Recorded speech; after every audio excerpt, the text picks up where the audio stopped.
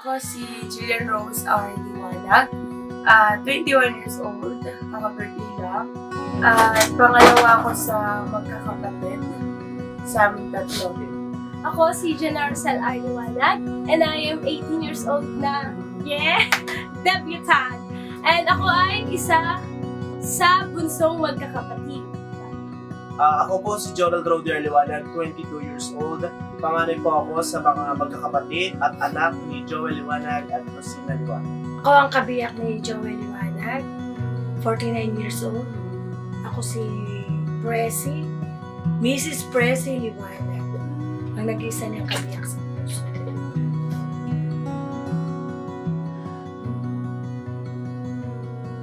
Carrie.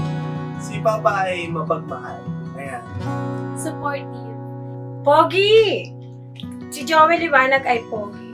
At ang mata niya ang nakaakit sa akin. Kasi pag ina-asthma ako, lagi siya nandyan. Lagi siya ready to rescue sa akin kahit saan akong lugar. In the way na hindi mo makikita, pero nandyan siya, katulad nung sa kapatid ko, na sinusuportahan siya. Si Gila pag hinihiga, lagi siyang active na nandyan. Tapos yung way ng pagmamahal niya, hindi niya sinasabi, pero ginagawa. Kasi kapag may mga kailangan kami, lagi siyang nandyan, lagi kaming tinutulungan, gano'n.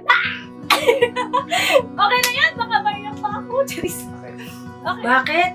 Talagang pogi siya nung araw. Maganda ang mata, matangkad. Marami nagkakagusto sa kanya ng mga co-teacher namin. Pero hindi ko alam na may gusto pala siya sa akin. Pero type ko rin.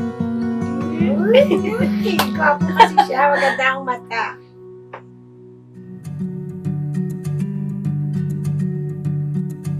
Siguro nung mga 2 beses na ako tinuturuan ni Kuya magmotor. Tapos sabi niya, ako daw ang mag-drive papunta sa bahay galing sa store. So nasa likod ko siya. Tapos may dumaan na tricycle driver na katoda niya. Sinabi niya sa akin na, anak ko to. So proud ako na sinabihan ako ni Papa na gano'n na nag-drive ako, tapos nasa likod ko siya. Yun.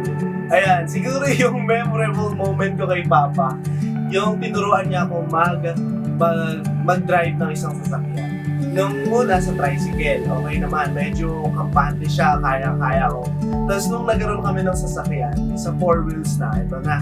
The first time kong nag-drive, alam mo yung hawak ko yung manubela, nasa gilid lang siya.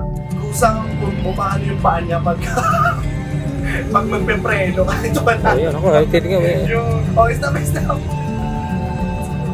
Yung sinamahan niya ako sa hospital noon sa St. Vincent kasi kukuha ko ng x-ray noon para sa enrollment namin sa BSU. And then, iniwan niya ako doon. Hindi naman sa iniwan na hinayaan na lang mag-isa. Hinayaan niya ako in a positive way na para maging matuto or maging independent woman na ikaw lang mag-isa. Ganon. Na si Papa yung para mapabilis din kasi yung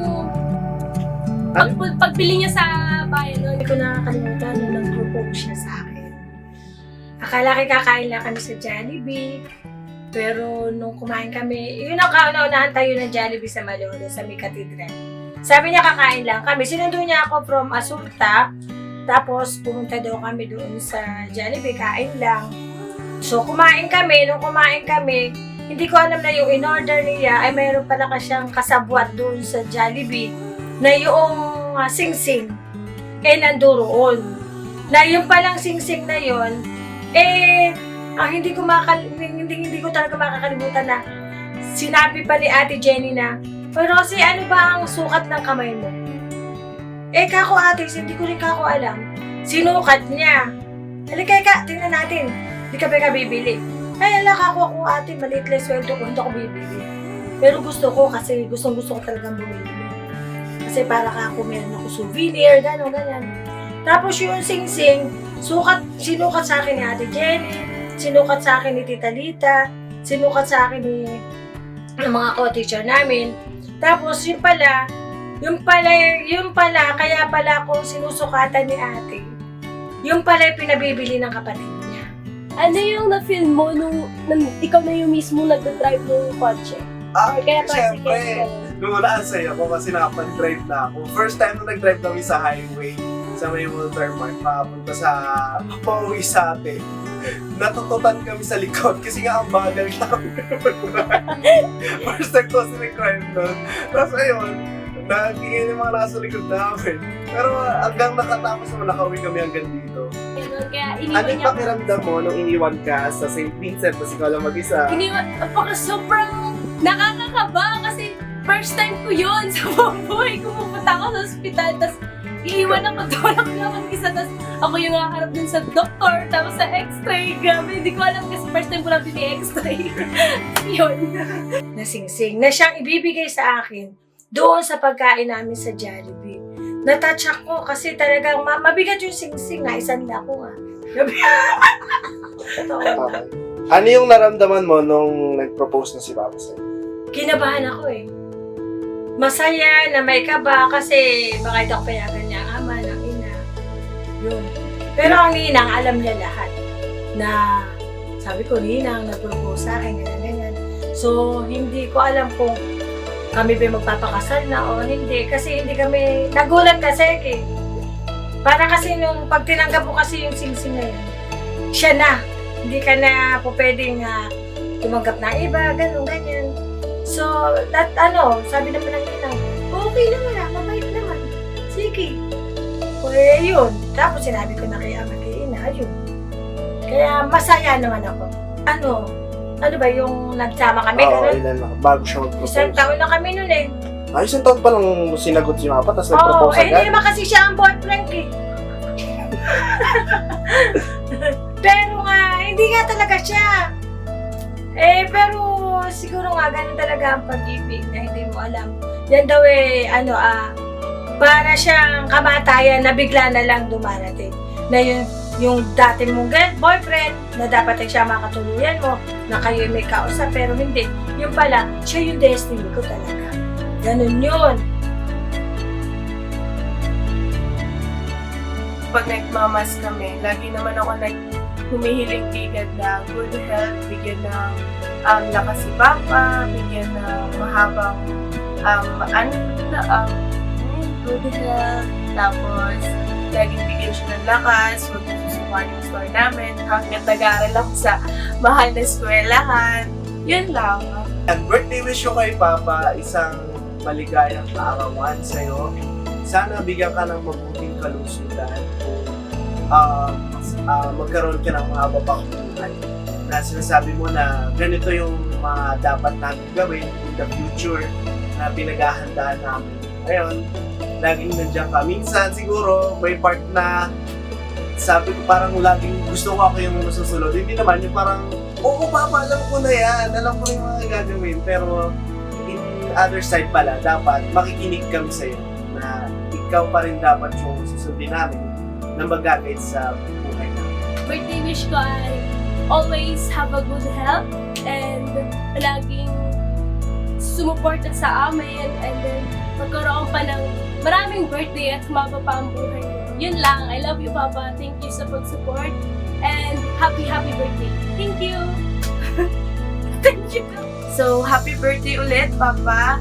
And I wish you, I love you lahat. Lagi lang ako nandito and malapit na akong graduate. Susukli ko sa inyo ni Mama lahat na hirap niyo sa akin sa pagpaparal sa school. Yun lang. Love you! Happy birthday, Papa. Thank you. I love you. And bye. Hindi pumuti ka, hindi naman kaya. No. Ay! Ang wish ko sa kanya, parang alane kasi nasa kanya na lahat ng yun. Kasi nagbago siya. Na marami ang pagbabago. Na dati hindi siya ganun. Naiyak na ako! Dati siyang hindi mabait. Dati siyang hindi responsible. Pero ngayon, napaka-responsable na niya. Naiyak na ako! Oo, kaya nagpapasalamat ako sa kanya kasi sana lagi siyang nasa tabi ko.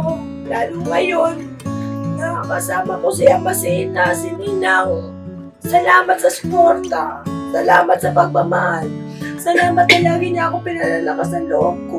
Salamat dahil kaagapay niya ako. Kusiya. At sana huwag siya magbago.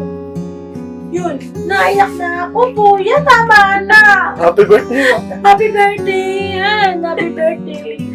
Mahal na mahal kita. Sana huwag ka na magbabago. Sana nakatiis ka pa. Ano lang, isa lang yung gusto ko na magbago sa'yo. Huwag masyadong mataas ang high pitch. Ang lakas ng boses mo, lagi natatakot na ako. Yun lang, and happy birthday, love you. Natawa ako na doon, naluhala ko